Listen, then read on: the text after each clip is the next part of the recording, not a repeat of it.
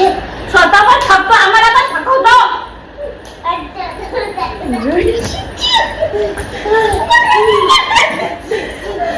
कालचा दिवस तर खूप चांगला गेला, पण रात्री या छोट्याशा बिल्लूने खूप थकवलं. नमस्कार मंडळी, माझ्या व्लॉग मध्ये तुमच्या सगळ्यांचं स्वागत आहे. सगळे मला बोलतात तू टाईट केस बांधते म्हणून तुझं कपाळ खूप मोठं झालंय, पण माझं कपाळ माझ्या आई सारखे. आणि तसं पण जास्त मोठं कपाळ असलं की नशीब चांगला असतो, पण ते नशीब कधी चांगलं होतं हे नाही माहिती. सगळ्यांचं दुःख एकीकडे आणि माझ्या नवऱ्याचं दुःख एकीकडे. तो मला बोलतो तू व्हिडिओ मध्ये टिकली का नाही लावत. त्याला कोण सांगणार की मला घामच एवढा येतो का ती टिकली निघून जाती.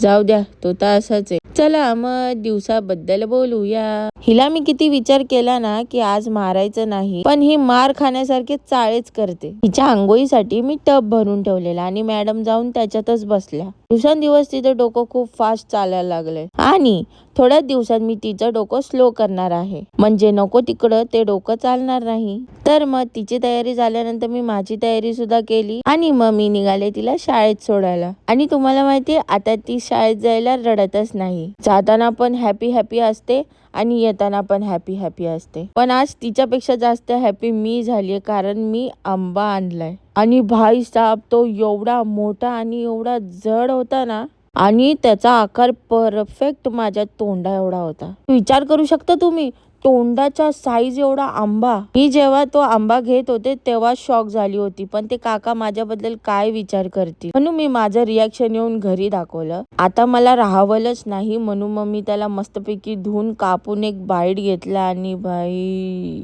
मी ढगातच गेली. ढगातून खाली आल्यावर मी जरा व्हिडिओ शूट केले, कारण मेन आयडीला मी काहीच पोस्ट एवढ्या दिवस टाकली नव्हती. ते झाल्यानंतर मी माऊला आणायला गेले आणि आम्ही येताना गाणे गात होतो. ऐका. एक होता अट्टू, एक होता गट्टू. अट्टू आणि गट्टू फिरायला चालले, फिरायला चालले, फिरायला चालले, जाता जाता चालले जगला दूध.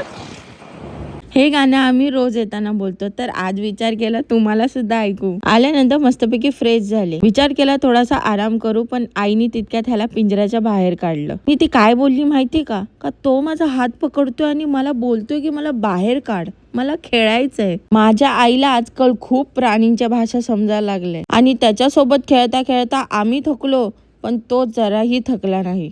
बघताय ना तुम्ही माझं स्ट्रगल. भाई तो हातातच येत नव्हता, तो इकडे जातोय तिकडे जातोय. कधी कधी तर मला भीती वाटत होती का माझा पाय त्याच्यावर पडेल, तरी आम्ही हिम्मत करून त्याला पकडलं आणि पिंजऱ्यात टाकलं.